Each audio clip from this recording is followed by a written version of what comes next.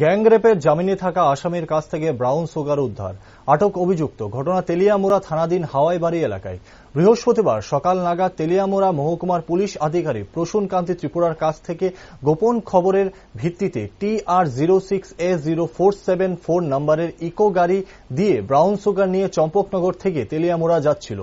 খবর অনুযায়ী হাওয়াইবাড়ি এলাকায় উৎপেতে বসে মহকুমার পুলিশ আধিকারিক পুলিশের টিম যথারীতি গাড়িটিকে আটক করে তল্লাশি চালায় পুলিশ।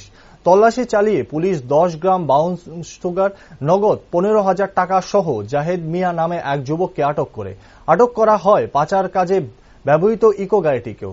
এদিনের বিষয়ে তেলিয়ামুড়া মহকুমা পুলিশ আধিকারিক প্রসূন কান্তি ত্রিপুরা জানান, আটক যুবক জাহেদ মিয়া তেলিয়ামুড়া তৈমধু এলাকার বাসিন্দা। সে একটি গ্যাং রেপের অভিযুক্ত। বর্তমানে জামিন পেয়ে নিজ বাড়ি ছেড়ে চম্পকনগর এলাকার ভাড়া বাড়িতে বসবাস করছিল।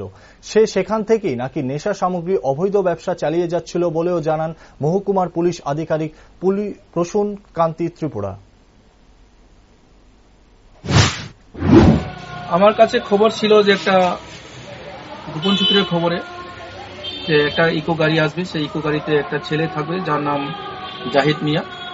সে আমাদের তেলিয়ামুড়া থানাতে একটা গ্যাং রেপের আসামি ছিল। তাকে এলাকা থেকে বিতাড়িত করার পর সে চম্পকনগরে গিয়ে বাসা ভাড়া করে ওখানে থাকে এবং সেখান থেকে ড্রাগস ব্যবসা করে, সেটা খবর ছিল। এবং সে খোয়াই, কল্যাণপুর, তেলিয়ামুড়া এলাকাতে তার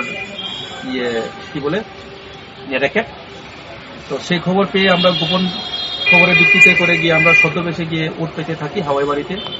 এবং 9:30 দিকে যখন গাড়িটা আসে তখন আমরা আটক করতে সক্ষম হই। পালিয়ে যাওয়ার চেষ্টা করেছিল। তো গাড়িটাকে চেক করেছি। চেক করার পরে গাড়ি থেকে আমরা একটা সাবানের কেসের মধ্যে প্রায় 10 গ্রামের মতো ওজন ব্রাউন সুগার আমরা পেয়েছি, যার বাজার মূল্য 40 থেকে 50,000 টাকা হবে। তারপর